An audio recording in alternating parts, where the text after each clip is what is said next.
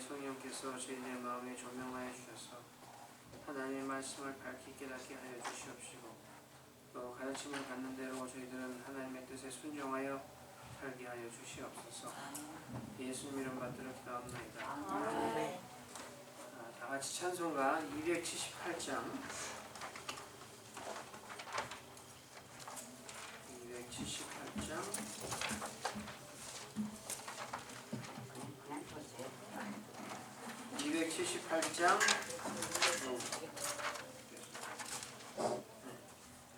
278장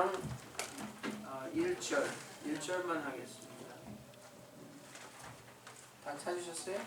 예. 사랑하는 주님 앞에 형제자매 한 자리에 크신 은혜 생각하여 즐거운 찬송 부르네. 내 주 예수 오늘 받아 모든 사랑 내 몸같이 환난 근심 위로하고 진심으로 사랑하세. 아멘. 저희가 지난주가 아니라 제가 지난번에 했을 때 성령의 열매에 대해서 나누기 시작했어요.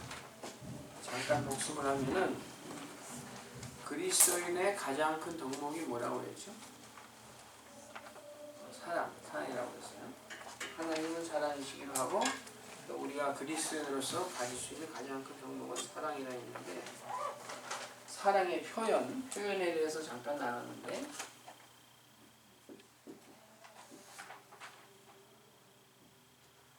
하나님께서 우리 사람들을 향하여 사랑을 하시는데 그 표현이 어떻게 나타나냐면은 용서함으로 나타나면서 용서함. 이것 또한 사람과 사람 사이에 사랑하는 것도 어떻게 표현이 되냐면 용서함으로 나타난다고 했고 우리가 하나님을 사랑하는 그 사랑의 표현은 순종이라 이렇게 제가 말씀을 나눴습니다. 그래서 예를 들어서 누가복음 7장에 보면은 거기 어떤 얘기가 나오냐면은 예수님께서 어떤 그 서기관의 집에 식사를 가셨는데 어떤 죄인인 여자가 들어와서 예수님의 그 발에 눈물을 흘리면서 자기 머리털로 발을 씻고 기름을 부었더니 이 주인 그 서기관이 속으로 생각하기를 아니 이 여자는 죄인인데 왜 예수님께서 이렇게 내버려 두시나 그런 마음을 갖고 있었는데 예수님께서 그 마음을 읽으시고 하시는 말씀이 야 시몬아 어떤 두 사람이 있었는데 한 사람은 조금 탕감을 받고 한 사람은 많이 그 탕감을 받았다면은 그 둘 중에 누가 더 그 탕감을 해준 그 임금님께 너 사랑하겠냐 했더니 더 많이 용서함을 받은 사람이 더 사랑하겠습니다. 이렇게. 이 사랑은 용서로 나타난다. 그런 얘기가 우리가 나왔어요. 또 순종이라는 것은 우리가 신명기 6장이나 그런 데 보면은 11장 6장 보면은 너희가 내 주 하나님을 마음을 다하여 성품을 다하여 생명을 다하여 사랑하라 하면서 하시는 말씀이 그 사랑을 어떻게 나타내냐면은 하나님의 말씀을 가까이 두고 이 옷저고리도 다 써고 미간 사이에 두고 가까이 두고 청종하고 순종하라 이렇게 그런 말씀입니다. 그러니까 우리가 하나님을 사랑하는 것은 순종함으로 하는 건데 하나님께서 우리에게 주신 계명 중에 사람과 사람 사이에 어떤 계명을 주셨냐면은 무슨 계명을 주셨냐면은 가장 기본이 되는 계명이 너는 내 이웃을 내 몸과 같이 사랑하라. 그리고 그 사랑은 용서함으로 나타내요. 그런데 제가 이 얘기를 왜 하냐면은 용서라는 것이 이제 참 사랑의 표현인데 성령의 열매를 우리가 지금 얘기하고 있잖아요. 성령의 열매는 갈라디아서 5장에 보면은 이렇게 나와 있어요. 사랑과 희락과 화평과 오래 참음과 자비와 양선과 충성과 온유와 절제니 이 같은 것을 금지할 법이 없느니라 하고 갈라디아서 5장 22절에 보면 나와 있는데 거기에 보면은 성령의 열매, 한국말로는 그게 구분이 잘 안 가는데 열매가 단수예요.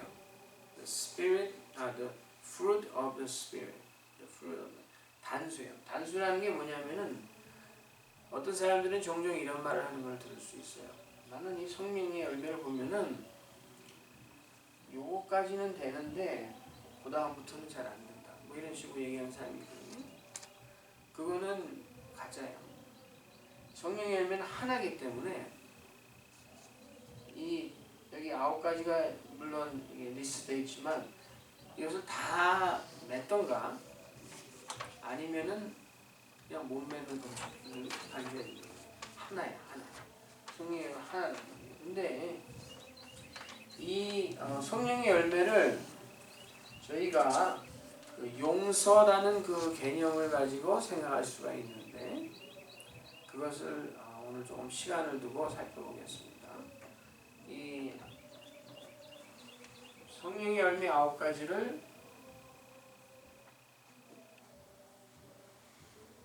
이렇게 3개, 4개, 2개 이렇게 구분해서 생각할 수가 있어요. 3개, 4개, 2개. 어떻게 생각하시냐면 제일 밑에 있는 온유와 절제 이것은 용서하기 위한 마음의 태도예요.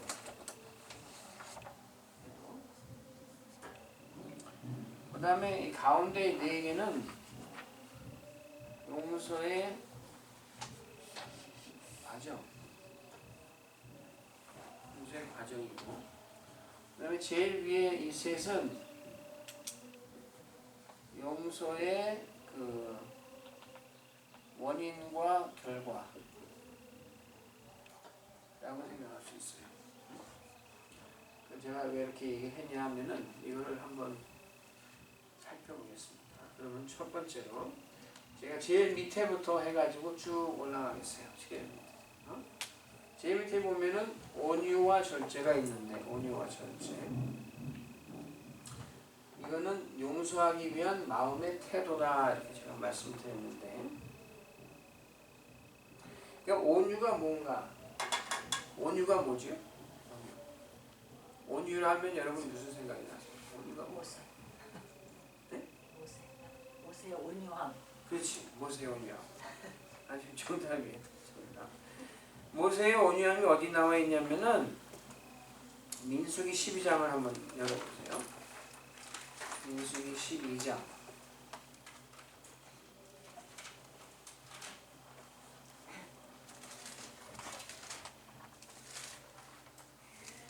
민수기 12장 찾으셨어요? 여기 3절에 보면은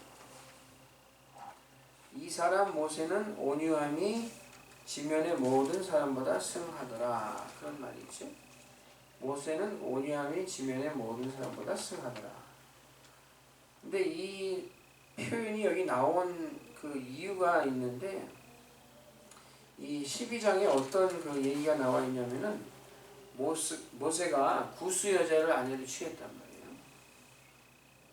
그랬더니 그 형인 그 아론하고 누나인 미리암이 모세를 갖다가 좀 질타했어요.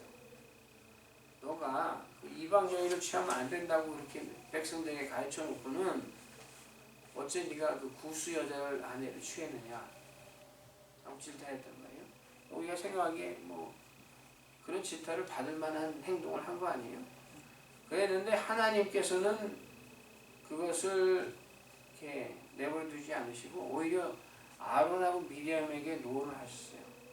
그래가지고 하시는 말씀이 이 모세하고 나와는 어떤 관계냐면은 내가 얼굴과 얼굴을 대하여서 직접 이렇게 얘기하고 너네들한테는 뭐 꿈이나 뭐 이상이나 이런 걸 보여줄 수도 있지만 모세하고는 그런 관계가 아닌데 말하자면 이 모세는 내 절친인데 너희가 함부로 이렇게 질타를 하냐 해가지고는 미리암이 문둥병이 들었잖아요. 그랬는데 여러분이 만약에 모세였으면 그런 상황이 벌어졌을 때 어떻게 해야 하셨을 것 같아요? 우리 누나 꼴 좋네. 나한테 감히 이러다가 하나님한테 꾸중 들었네. 이런 말이 글쎄 저 같은 사람 입에서 나왔을 수 있을 텐데 모세는 그렇게 하지 않고 바짝 엎드려가지고 하나님께 기도하기를 용서해 주셔서 이 문둥병들이 다 낫게 해달라고 그렇게 오히려 간구하는 그런 모습을 보였단 말이에요. 그것이 바로 이 모세의 온유함이라는 거예요. 이 온유함이라는 것은 뭐냐면은 다른 사람이 잘못했을 때 거기에 대해서 너그러우게 온유한 거예요. 이 절제라는 것은 이 온유에 그 대조되는 말인데 절제는 뭐냐면 내가 잘못한 일에 대해서 엄격한 거. 내가 잘못한 것에 대해서는 엄격하고 다른 사람이 잘못한 것에 대해서는 너그러워. 근데 대부분의 사람이 온유하고 절제에 그 반대되는 그런 마음 자세를 갖고 있어요. 대부분의 사람이 여러분도 한번 자신을 살펴보세요. 자기가 뭐 잘못한 것이 있을 때 어떻게 해서든지 그것을 정당화하려는 그런 그 핑계를 갖다가 이렇게 된단 말이에요. 이거 정황이 이러고 이래서 내가 잘못했지 사실 나는 나쁜 사람이 아니야. 그런 게 대부분의 사람의 그 마음 태도예요. 그러니까 자기 자신에 대해서는 상당히 온유한데 다른 사람이 잘못하면은 조금만 잘못을 해도 어째 저 사람은 저렇게 하는가? 사람이 좀 더 나았으면 저렇게 잘못하지 않았을 텐데 하는 그런 마음을 갖게 되는 거예요. 근데 용서하기 위해서는 그런 마음을 가져가지고는 용서할 수가 없죠. 그러니까 자기 자신은 용서를 잘하는데 다른 사람은 용서를 잘 못한단 말이에요. 근데 우리가 하나님께서 명하신 대로 너희가 너희 이웃을 사랑하라. 너희가 용서받기를 원하는 대로 다른 사람도 용서하라 하는 그 말씀을 우리가 순종하려면은 모세와 같이 온유해야 되고, 그러니까 다른 사람의 잘못에 대해서 온유해야 되고, 자기 자신의 잘못에 대해서는 엄격해야 된다. 그러니까 제가 전에 한번 여러분에게 그 라틴 그 프레이즈를 하나 가르쳐 드린 게 있는데, 그게 뭐였냐면은 호람데오라는 말씀 기억하세요? 호람데오. 이게 뭐냐면은 in the presence of God. 하나님의 존전에서, 그러니까 자기 잘못에 대해서는 내가 하나님의 앞에 있다는 것을 항상 염두에 두고 생활을 하셔야 된다. 그래야지 절제가 가능해요. 그러니까 요셉이 그 바로의 집에 있어서 바로의 그 와이프한테 유혹을 당했단 말이에요. 그랬더니 대답하는 것이 내가 하나님 앞에서 이런 범죄를 할 수가 없습니다. 그러니까 그런 마음의 자세가 있을 때 항상 하나님을 생각하면서 내가 하나님 앞에 있다. 그럴 때 절제가 가능하단 말이에요. 하나님이 온유하세요. 우리에 대해서. 그래서 이사야서 42장에 보면은 예수님은 어떤 분이냐? 상한 갈대를 꺾지 아니하시고 꺼져가는 등불을 끄지 아니하십니다. 그러니까 우리의 그 목숨이 이 꺼져가는 등불과 같고, 우리가 그 겨우겨우 이게 그 하나님의 은혜에서 벗어나지 않고 그 안에 거하면서 살아가는 게 이 꺾어진 이 상한 갈대와 같아서 조금만 더 건드리면 탁 부러져가지고는 생명이 다 끝날 것 같은 그런 존재라고 우리를 생각해 주셔가지고 우리를 아주 조심스럽게 더 이상 넘어지지 않게 우리에게 온유함으로 대해주신다. 그러니까 우리가 그 성품을 닮으려면은 우리도 온유해야 된다. 그러니까 온유한 것은 다른 사람에 관해서 온유, 절제하는 것은 내 자신에 대해서 절제. 그러니까 이런 그 태도가 있어야 우리가 용서할 수 있어요. 그럼 이런 태도를 갖고 있으면은 용서의 과정에는 이 네 스텝이 있다고 생각할 수 있는데, 네 스텝. 첫째로는 오래 참음이에요. 오래 참음. 그 전에 저희 어머니가 그 한자풀이 하는 걸 제가 들은 적이 있는데, 한문으로 오래 참는다는 걸 뭐라고 하죠? 인내. 인내라고 하는데, 그 인자라는 게 이렇게 쓴다고 그러더라고요. 마음에다가 칼을 갖다 막 이렇게 자기 마음을 칼로 찌르는, 이 칼도에다가 마음을 찌르잖아요. 근데 이거는 중국 사람들이 한 소리고, 이 그리스도인이 오래 참는다는 것은 그게 무슨 뜻일까요? 오래 참는다. 왜 참는 것 같아요? 우리가 왜 참는지? 다른 사람이 우리에게 잘못을 했는데 첫째로 우리가 해야 되는 게 오래 참는 건데, 그 오래 참는 거에 그 근거가 뭐냐면은 어떤 사람이 잘못을 하긴 했어요. 분명히 잘못을 하긴 했는데, 내가 오래 참는 거는 내가 스스로 그 잘못한 것에 대해서 갚아주지 않겠다는 것이 오래 참는 거예요. 근데 그렇게 참을 수 있는 근거는 뭐냐면은 하나님께서 분명히 공의를 행하셔서 저 사람의 잘못을 하나님께서 직접 판단하실 것이다. 그것을 믿기 때문에 오래 참는 거예요. 그러니까 세상에 공의가 없다고 생각하면은, 하나님께서 공의를 베풀지 않으신다고 생각하면은 내가 스스로 막 복수하려고 하는 마음이 생길 수 있는데, 하나님께서 공의를 직접 베푸실 것이기 때문에 나는 참는다. 이게 오래 참는 거예요. 한번 성경 한 구절 읽어보고 지나가겠습니다. 로마서 12장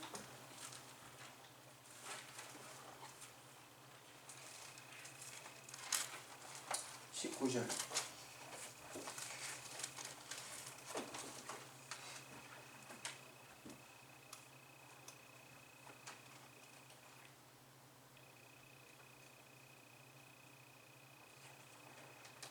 다 찾으셨어요? 네. 제가 읽겠습니다. 내 사랑하는 자들아, 너희가 친히 원수를 갚지 말고 진노하심에 맡기라. 기록되었으되 원수 갚는 것이 내게 있으니 내가 갚으리라고 주께서 말씀하시니라. 하나님께서 대신 갚으실 거기 때문에 오래 참는 거예요. 이 오래 참은 그 예를 저희가 성경에서 생각해 볼 때 어떤 예가 있냐면은 다윗을 생각할 수 있어요. 다윗하고 사울과의 그 관계를 생각해 볼 때, 이 사울이 다윗을 상당히 미워했지요. 왜냐하면은 사울이 생각할 때 다윗은 자기의 그 왕위에 위협이 되는 존재라고 생각했어요.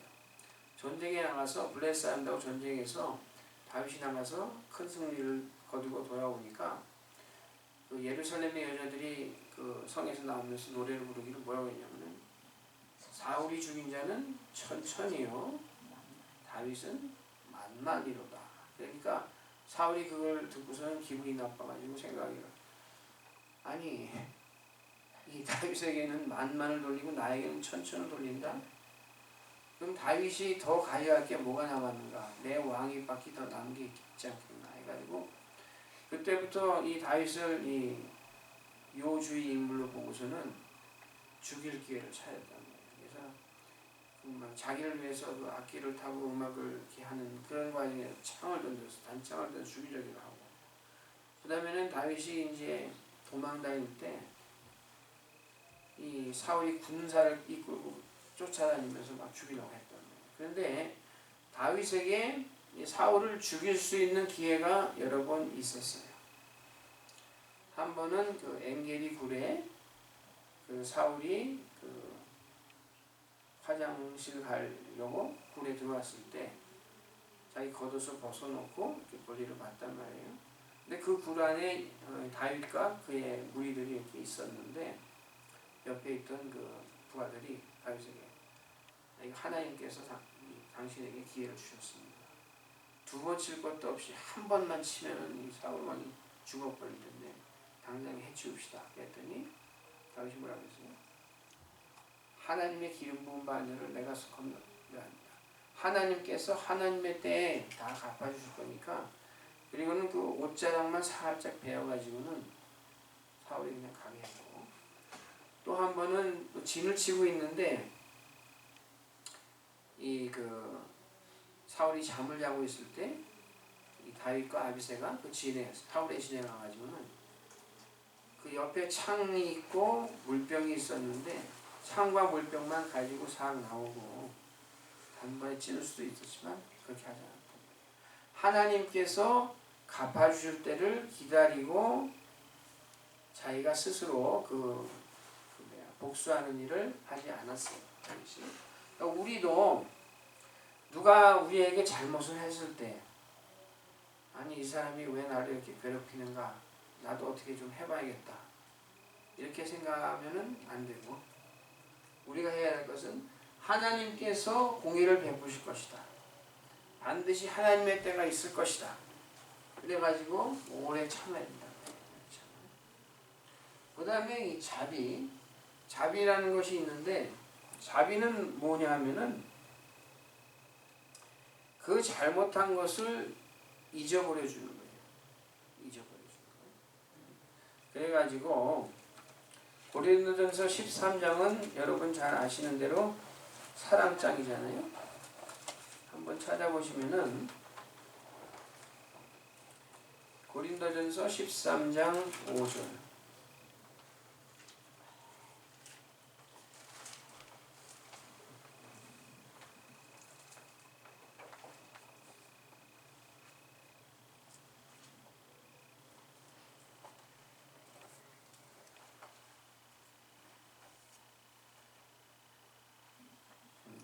찾으셨어요?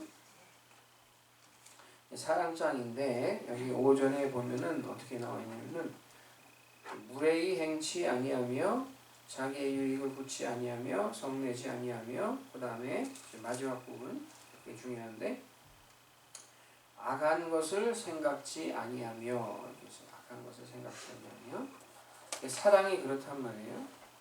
근데 그 영어 성경에 보면은 뭐라고 써 있냐면은 제가 영어 성경 있으신 분 있어요? 있으시면 한번 누가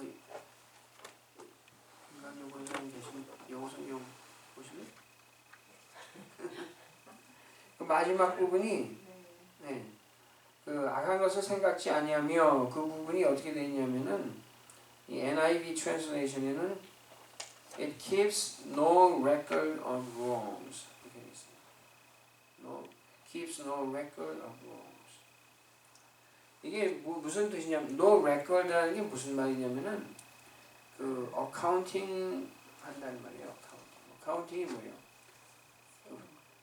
그 돈장부를 이렇게 해가지고는 나에게 들어온 돈이 얼마면 나간 돈이 얼마면 이런 걸 다 기록해 놓는 게 그 어카운팅 그 부이잖아요.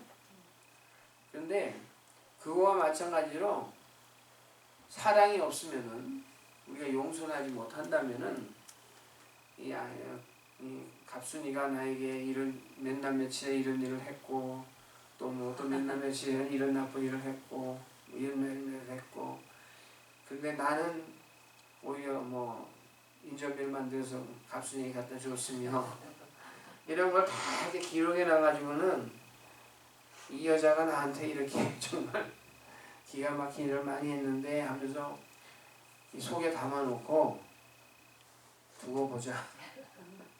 이게 그 자비가 없는 행동이에요. 다 남의 잘못을 마음속에 다 기록해 놓는 거예요. 그게 자비가 없는 거예요.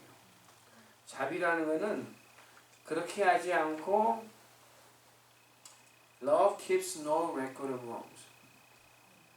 그러니까 그 다른 사람들의 잘못을 여기다 기록해 놓지 않는단 말이에요. 하나님께서 우리를 용서해 주실 때에 뭐라고 하셨냐면은 시편 103편 12절에 보면은 뭐라고 하셨냐면은 동이 서에서 먼 것 같이 내가 네 죄를 기억지 않겠다.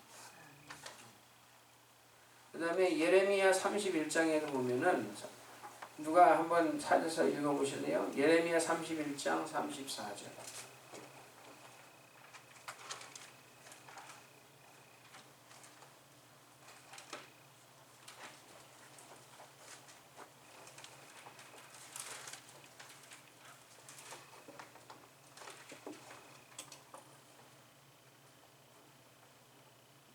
읽어보세요. 31장 33절이요. 34절. 그들이 다시는 각기 이웃과 형제를 가리켜 이르기를 너는 여호와를 알라 하지 아니하리니 이는 작은 자로부터 큰 자까지 다 나를 알미니라. 내가 그들의 죄악을 사하고 다시는 그 죄를 기억지 아니하리라. 여호와의 말이니라. 아멘. 하나님께서 우리를 용서해 줄 때 어떻게 용서해 주냐면 자비를 베푸셔서 우리의 죄를 기억지 않으시겠다. 기억지 않으시겠다. 우리도 남을 용서해 준다면은 그 사람의 잘못을 우리 마음 깊은 곳에 꼭 담아놓고 있으면 안 된다는 거지. 기억지 않아야 된다는 거예요. 여기까지만 해도 사실은 엄청나게 잘하는 거예요. 그런데 제가 처음에 말씀드린 것처럼 이 성령의 열매는 하나예요. 하나. 그러니까 어느 부분만 하고 더 이상 못하면 그는 열매 맺는 게 아니란 말이에요. 하나.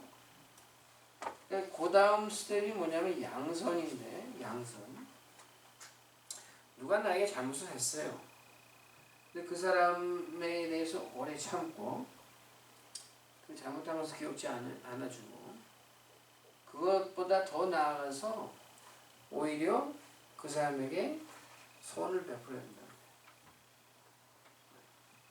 그래서 예수님이 마태복음 5장 산상보훈에 44절에 가보면은 마태복음 5장 44절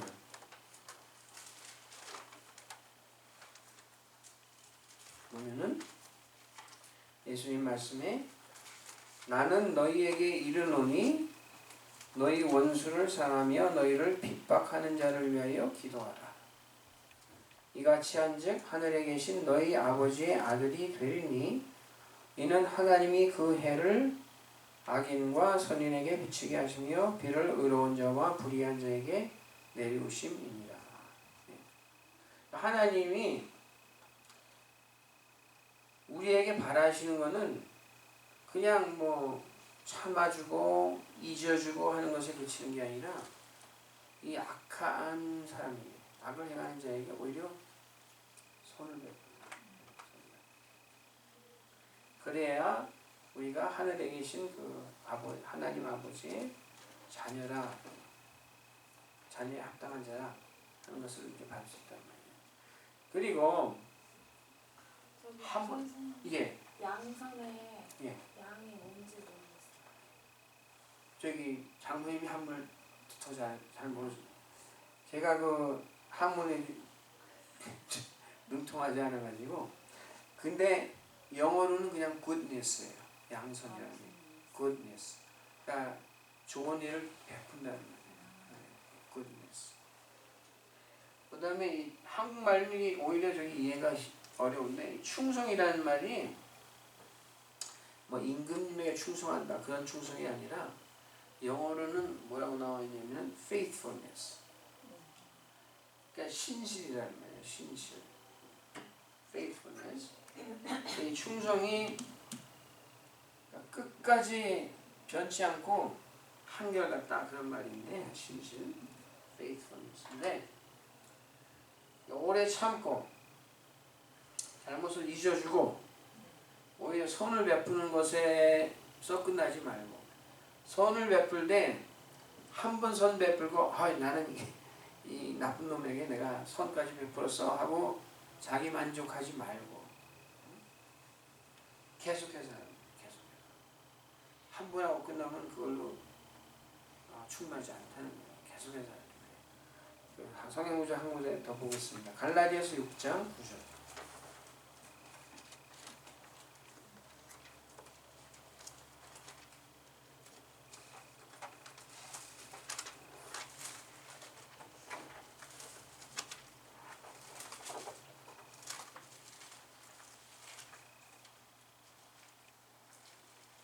찾으셨어요? 네. 갈라디아서 6장 9절. 우리가 선을 행하되 낙심하지 말지니 피곤하지 아니하면 때가 이름에 거두리라.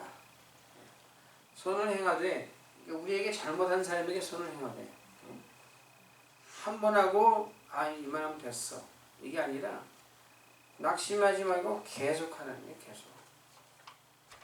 이게 다윗이 아까 얘기했지만 사울에게 쫓김을 당하고 사방으로 어려운 생활을 많이 했잖아요. 돌아다니면서.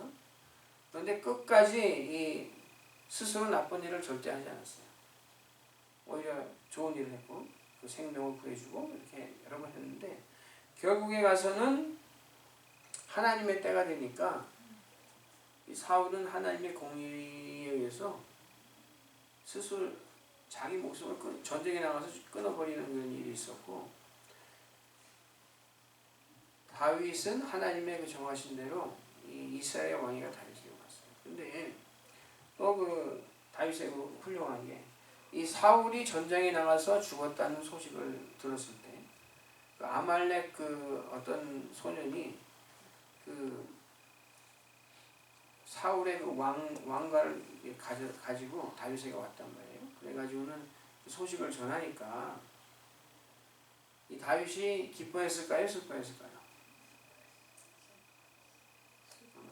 다윗이 애가를 지어가지고 슬퍼하면서 뭐라고 얘기했냐면은 이 이스라엘 사람들이 다 이 애가를 가르쳐가지고 다 같이 슬퍼하라고. 이스라엘의 그 큰 영웅이 목숨을 잃었다고. 그러니까 사울이 죽고 또 요나단이 죽은 게 이게 너무나 슬픈 일이라고 하면서 이 사울이 죽은 후에까지도 이 다윗은 그 손을 베푼 거예요. 맞죠?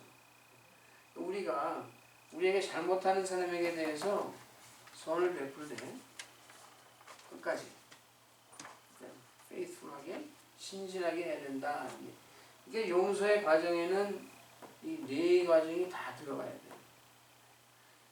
돼요. 여러분이 한번 솔직히 한번 생각해 보세요. 나는 이런 용서를 하고 있는가? 저는 솔직하게 자신이 없고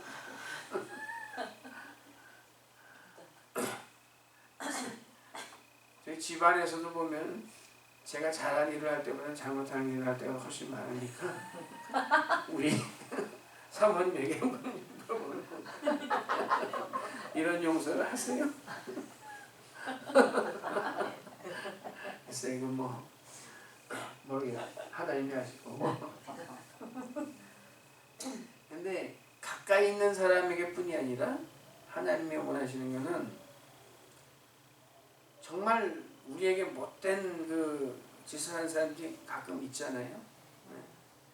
그런 사람에게까지도 원하지 않고 자비를 베풀고, 그러니까 그 잘못한 것을 마음에 꾹꾹 쌓아놓지 말고 오히려 손을 베풀 때 한 번, 두 번 하는 거 끝나는 게 아니라 끝까지.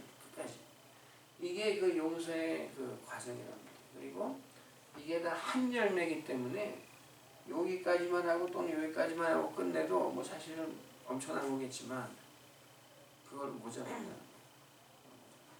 우리나라의 그 사랑의 원자탄이라는 그 손양원 목사님 계시잖아요. 자기 아들을 두 아들을 죽인 두 청년을 용서해 주셨을 뿐이 아니라 자기 아들을 삼아가지고 사랑을 베푸셨단 말이에요. 근데 이런 것이 우리 같은 이 인생에게서는 스스로 나올 수가 없지요. 나올 수가 없어요. 그러니까 사랑이 있어야지. 이 사랑이 있어야 우리가 용서할 수 있는 그 원인이 된다는 거예요. 이 사랑은 그 성경에 나오는 사랑이 네 가지 종류가 있는데 그 중에 여러분 잘 아시는 대로 아가페 사랑이라는 게 있잖아요. 하나님의 사랑.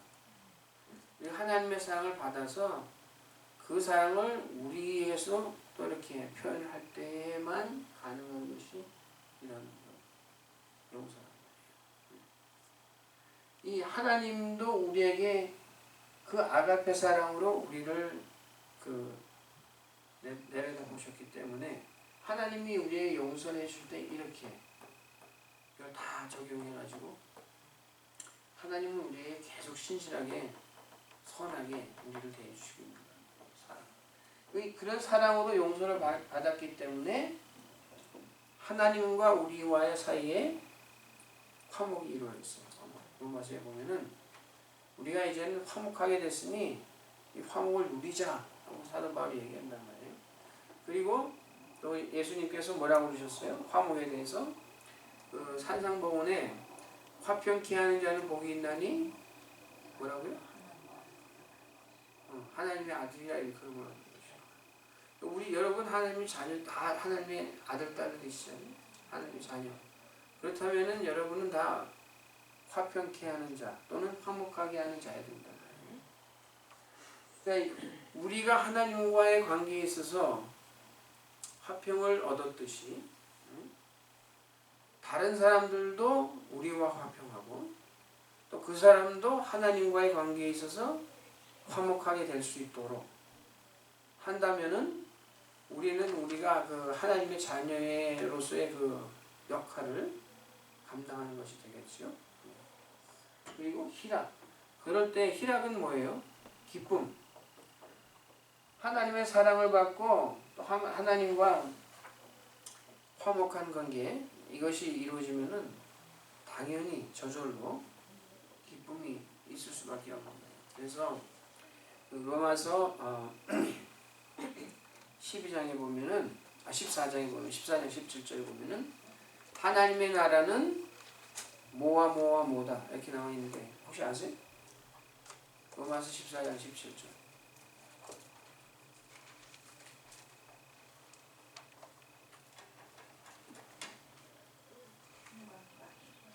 네? 뭐라고요? 네, 하나님의 나라는 처음에는 의와 그 다음에 평강과 희락입니다. 네. 그러니까 하나님이 우리를 용서해 주셔가지고 우리의 그 잘못된 거는 다 그냥 잊어버려 주시고 오히려 우리를 갖다 의롭다고 칭의 해주셨기 때문에 화평이 있고 하나님과의 관계가 화목해졌고 그렇기 때문에 희락, 기쁨이 있다. 하나님의 나라는 의와 화평과 희락입니다. 네, 그런 말씀이세요. 그래서 이렇게 이 성령의 열매를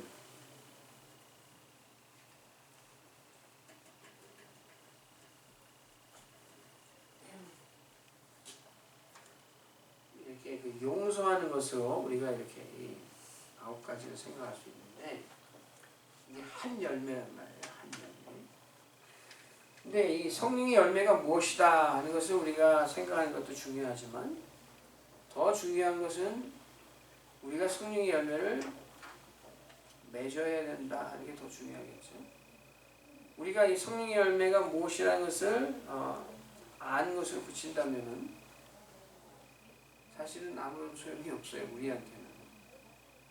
우리가 어떻게 하면 이 성령의 열매를 맺을 수 있을까요?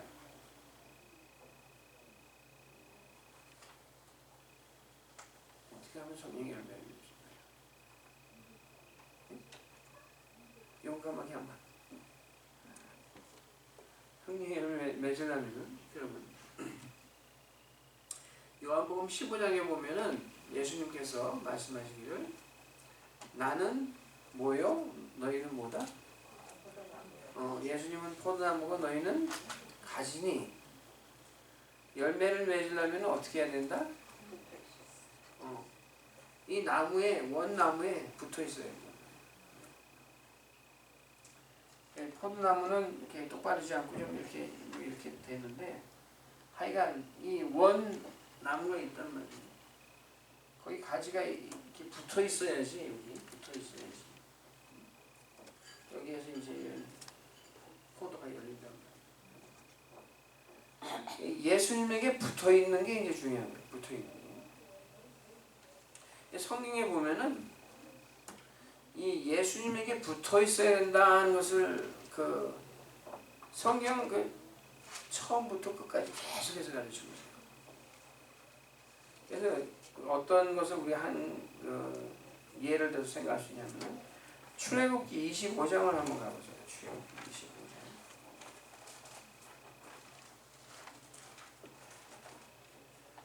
출애굽기 25장 31절.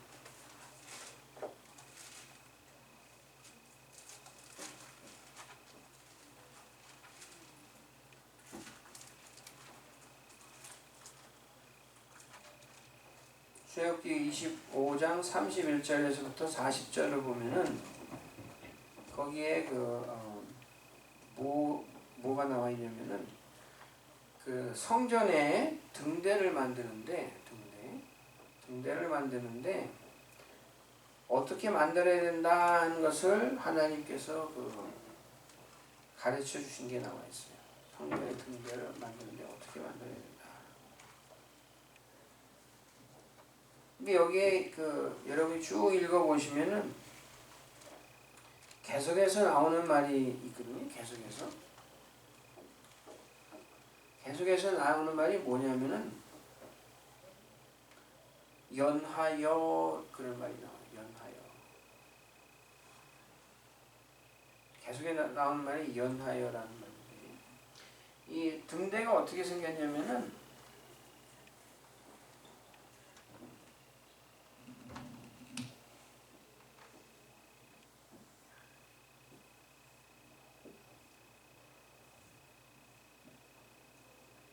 대체로 간단히 그려놓는다면 이런 모양으로 있어요. 이게 등이 이렇게 있는 게 아니라 따로 이렇게 있는 게 아니라 다 연결이 돼요. 여기 보면은 연하여라는 말이 여러 번 나오거든요. 31절에서부터. 그리고 또 31절에 보면은 연하여는 연하여인데 이 등대를 만들 때 한 덩이로 연하게 하고 그렇게 나와요. 한 덩이로 연하게 하고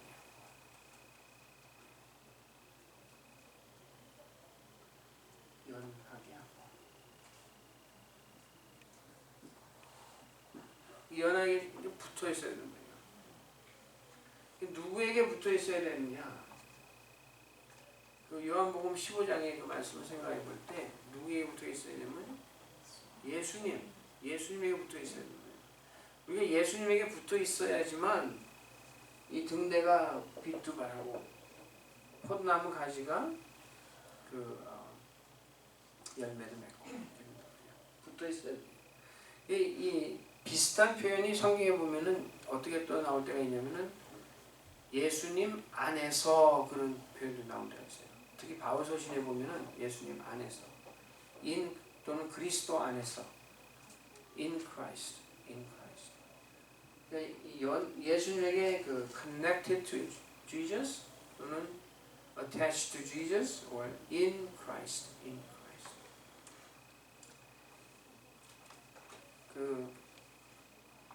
바울서신 중에 유명한 구절이 하나 있는데 골로새서를 한번 찾아보세요.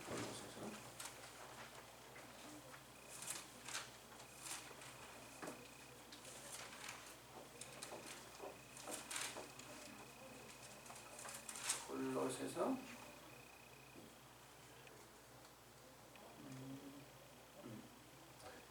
1장 16절.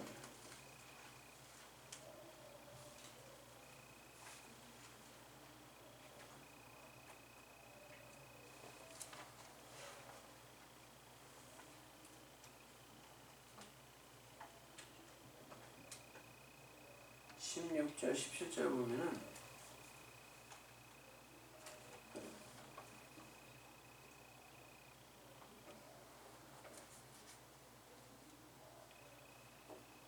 찾으셨어요? 네.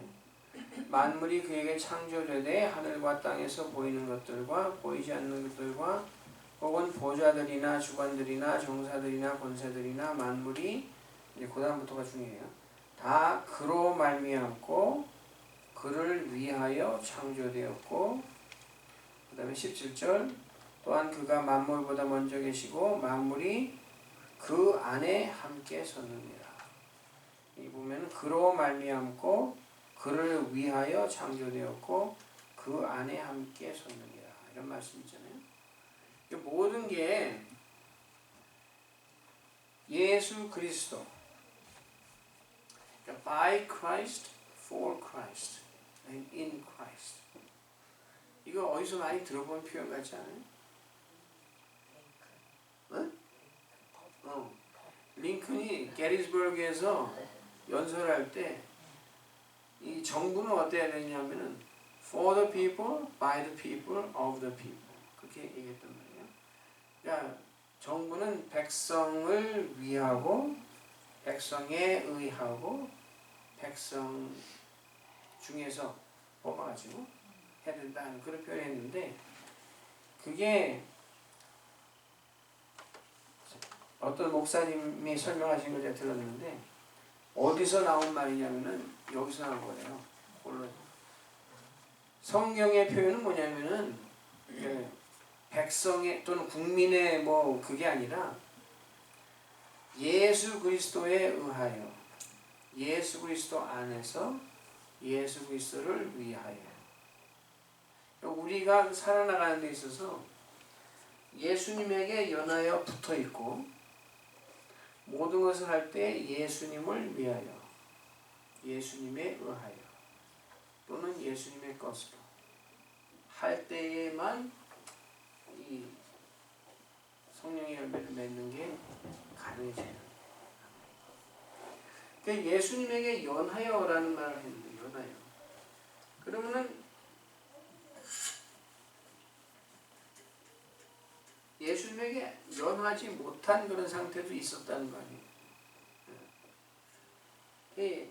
나무를 생각할 때 또 그 로마서 그 11장을 보면은 우리가 그 예수님을 믿기 전의 상태는 어땠고 예수님을 그 믿게 된 후의 상태는 어떤가 그것을 이제 표현한 게 있는데 로마서 11장 17절 이하에 쭉 보시면은 거기에 그 나무가 나오는데 두 가지 종류의 나무가 나와요. 두 가지 종류. 로마서 11장 17절부터 쭉 보시면 두 가지 종류의 나무가 나오는데 하나는 무슨 감람나무가 나오죠? 돌감람나무. 그 다음에 또 두 번째는 참감람나무.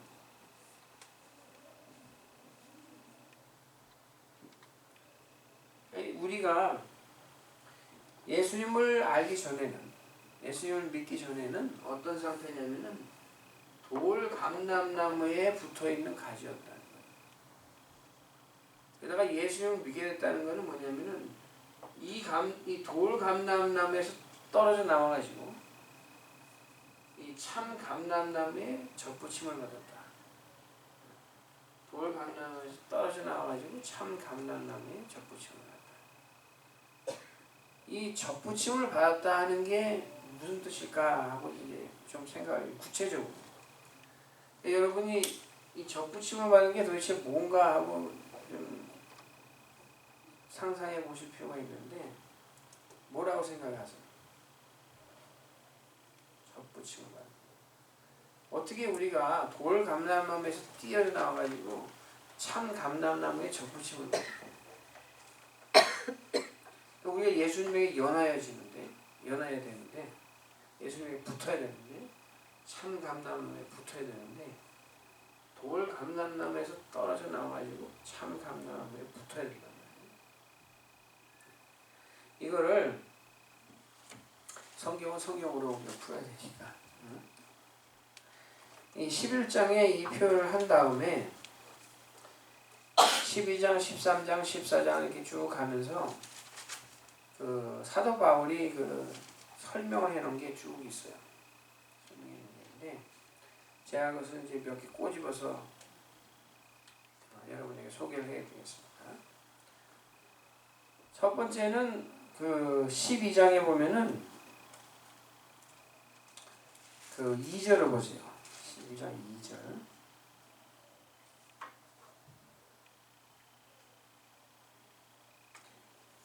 12장 2절에 보면은 너희는 이 세대를 본받지 말고 오직 마음을 새롭게 함으로 변화를 받아 하나님의 선하시고 기뻐하시고 온전하신 뜻이 무엇인지 분별하도록 하라. 이 구절은 여러분이 많이 접해보셨을 거예요. 이 돌 감람나무에서 떨어져 나와가지고 참 감람나무에 붙는다는 것은 이 마음, 우리 마음이 새롭게 돼가지고 변화를 받는다. 이게 첫째예요.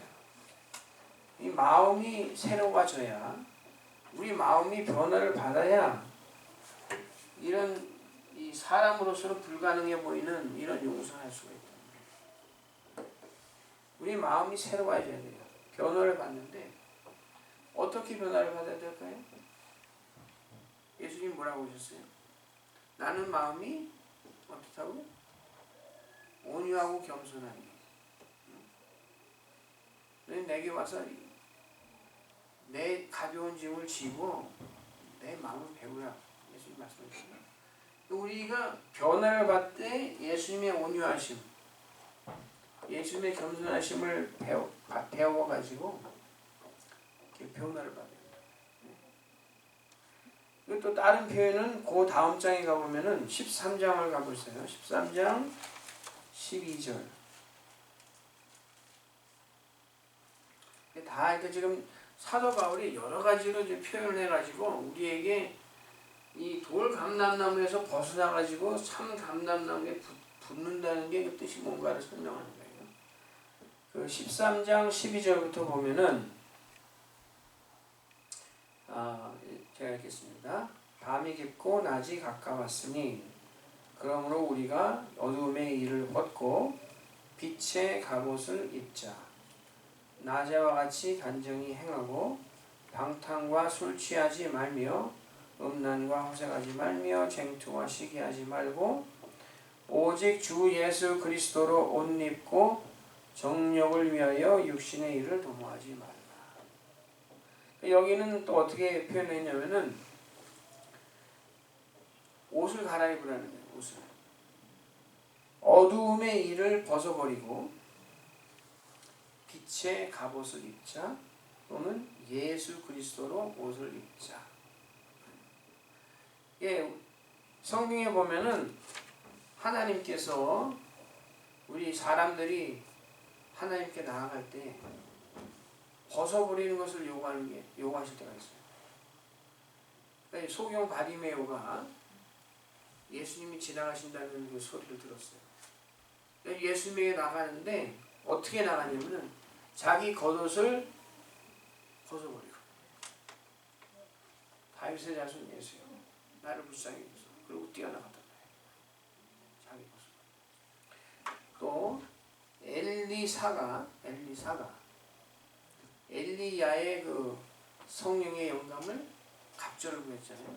갑절을 구했는데 엘리야가 내가 그 하늘나라로 그 불려올라가는 네가 보면은 네가 그 영감을 받을 것이다. 그래가지고는 여기 갔다가 뭐 길갈에 갔다가 여기 갔다가 쫓아다녔는데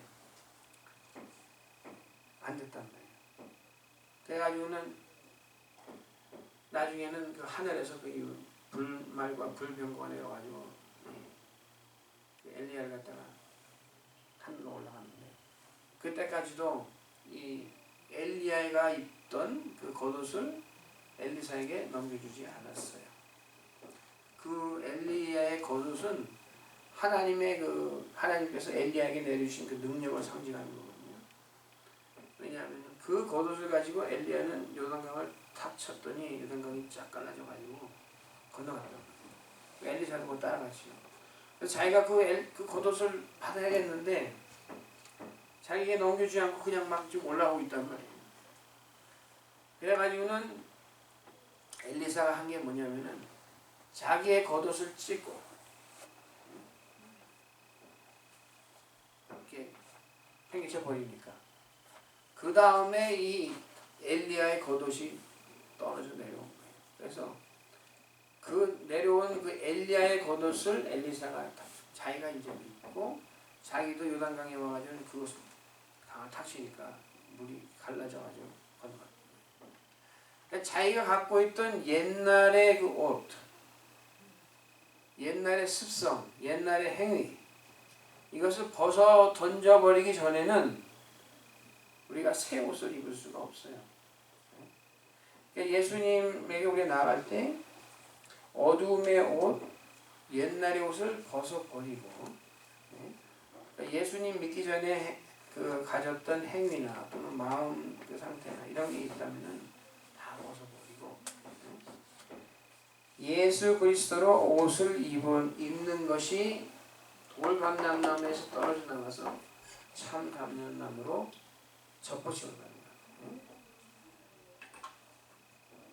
그리고는 좀 더 구체적으로 이 사도 바울이 하는 말이 뭐냐면은 14장에 가면은 무슨 얘기가 쭉 나오냐면은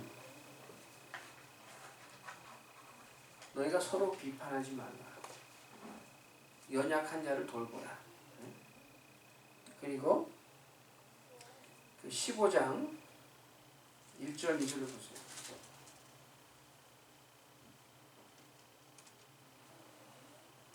우리 강한 자가 마땅히 연약한 자의 약점을 담당하고 자기를 기쁘게 하지 아니할 것이라. 우리 각 사람이 이웃을 기쁘게 하되 선을 이루고 덕을 세우도록 할지니라. 그러니까 우리가 다른 사람들의 연약한 것을 항상 살펴보고 그들의 연약하고 그들이 가진 약점을 우리가 대신 담당하고 돌아봐야 된다. 이것이 그 예수 그리스도로 옷 입는 그 예수님의 옷 입음을 우리가 배우는 구체적인 방법이라는 거예요. 구체적인 방법. 그래야지 우리가 이 열매를 맺을 수 있습니다.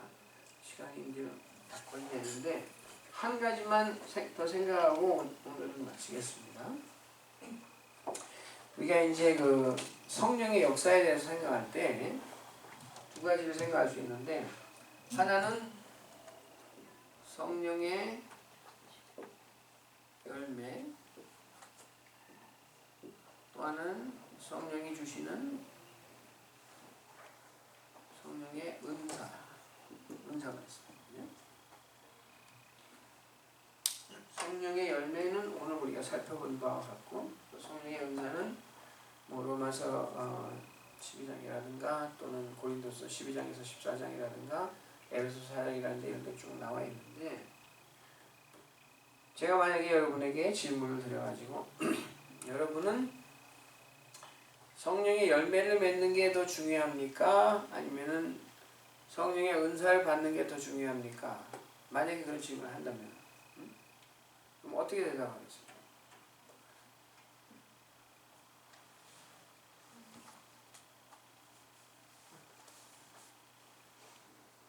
좀 애매한 질문이죠. 곤란한 질문. 두 개 다. 두 개 다. 그렇지. 그게 정답인 것 같아요. 그게 정답인 것 같아요. 그러니까 뭐 어느 게 더 중요하다고 할 수는 없는데 이 둘은 관계가 있는 것 같아요. 서로 관계가 있는데 그 관계를 우리가 어디서 살펴볼 수 있냐면은 고린도전서 13장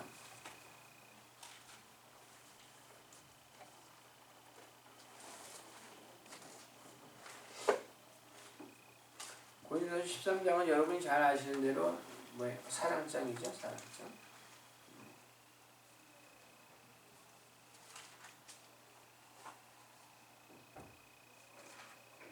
사랑장인데 여기 보면은 무슨 얘기가 나오냐면은 1절, 2절, 3절 1절, 3절 보면은 거기에는 이제 사랑에 대해서 나오고 또 그 방언이나 뭐 예언이나 이런 은사들에 대해서 나오고 있어요. 이게 어떻게 나오냐면은 내가 사람의 방언과 천사의 말을 할지라도 사랑이 없으면 소리나는 고리와 울리는 꽹과리가 되고, 내가 예언하는 능이 있어 모든 비밀과 모든 지식을 알고 또 산을 옮길 만한 모든 믿음이 있을지라도 사랑이 없으면 내가 아무것도 아니요. 내가 내게 있는 모든 것을 구제하고 또 내 몸을 불사르게 내어 줄지라도 사랑이 없으면 내게 아무 유익이 없느니라. 이런 말씀 있잖아요. 이것을 볼 때 저희가 생각할 수 있는 게 뭐냐면은 이 성령의 은사가 중요하지 않다는 말이 아니고, 여기서 가르치는 게 뭐냐면은 방언이나 뭐 예언이나 구제하는 것이나 큰 믿음이나 뭐 이런 게 중요하지 않다는 말이 아니라, 성령의 은사가 온전하게 되려면은 반드시 성령의 열매를 맺힘이 있어야 된다는 거예요. 여러분이 가령 기도하는 중에 또는 뭐 말씀을 듣는 중에 가령 뭐 방언 은사가 한다, 그럴 때 그것 자체로 만족해가지고 난 됐네, 그러면은 죄송하지만 오산이에요. 그건 은사를 받았을 때 이 사랑 또는 성령의 열매가 병행하지 않는다면은 이 충분하지 않다는 것을 지금 성경이 가르치고 있어요. 그죠? 아멘이십니까? 그러니까 우리는 우리 생활에 있어서 우리가 정말 그 하나님의 그 자녀라는 것을 나타내기 위해서는 반드시 거기에 준하는 열매가 맺혀져야 돼요. 우리가 무슨 우리의 행위로 구원받는다 그런 것은 아니지만, 이미 하나님의 자녀가 됐다면은 하나님의 자녀이라는 증거가 열매를 통해서 나타나야 된단 말이에요. 그것이 바로 이 열매예요. 성령의 열매. 그리스도로 옷 입는 것이 되고, 참 감나무에 붙어 있는 것이 되고, 그 촛대처럼 연한 그리스도에게 연해집니다. 이게 드러나야 하나님께서 우리에게 주신 은사가 온전하게 됩니다. 그리고 열매는 하나인데, 제가 아까 단수하고 분명히 말씀드렸습니다. 하나인데, 은사는 고린도전서 12장에 보면 여러 가지가 나와 있어요. 여러 가지. 우리는 그 고린도전서 12장에 가르치는 게 뭐냐면은, 너희가 다 그 그리스도의 몸의 지체인데 지체들마다 그 역할이 다르다 하는 것을 12장에 가르치거든요. 어떤 사람은 뭐 손과 같은 그런 지체가 있을 수 있고, 어떤 사람은 발과 같은 그런 지체가 있을 수 있고, 어떤 사람은 뭐 입과 같은 사람이 있을 거고, 여러 가지 지체의 종류가 다르다는 거예요. 그 다른 지체들은 하나님께서 적당하게 쓰시기 위해서 골고루 은사를 주시는 거예요. 다른 은사를. 그래서 지체는 여러 가지고 은사도 여러 가지지만, 여러 가지 다른 은사를 받을 수 있지만 열매는 하나이기 때문에 우리가 어떤 지체이건 간에 그리스도의 몸된 지체라면은, 몸의 지체라면은 우리는 이 하나된 성령의 열매를 맺어야 된다 하는 것을 기억하시면 좋고, 그것이 오늘 take home message입니다. 이렇게 반드시 이렇게 되기를 바라고, 제가 한 구절 읽고 마치겠습니다. 12장, 고린도전서 12장 4절부터 7절.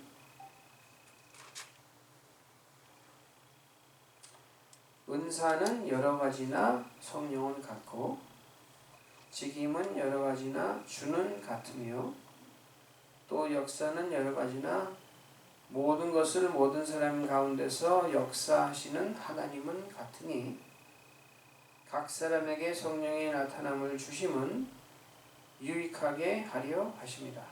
아멘. 기도하겠습니다. 하나님 감사합니다. 저희는 다 돌 감람나무에 가지들과 같아서 버려져서 그저 불 아궁이에 집어 던져버려야만 합당한 그런 존재였지만 하나님께서 오히려 저희들 그 돌 감람나무에서 떼어내셔서 참 감람나무이신 예수님에게 연하게 하시고 접하게 하시고 저희가 예수님의 안에 거할 수 있게 하심을 감사합니다. 저희들이 어두움의 옷을 온전히 벗어버리게 하시고 예수 그리스도로 옷 입어서 성령의 열매를 맺음으로써 저희가 하나님의 자녀인 것을 드러내고 하나님에게 영광을 돌릴 수 있게 하여 주시옵소서. 예수님 이름 받들어 기도합나이다. 아멘. 하늘에 계신 우리 아버지여, 이름이 거룩히 여김을 받으시오며 나라의 마옵시며 뜻이 하늘에서 이루어같이 땅에서도 이루어지이다.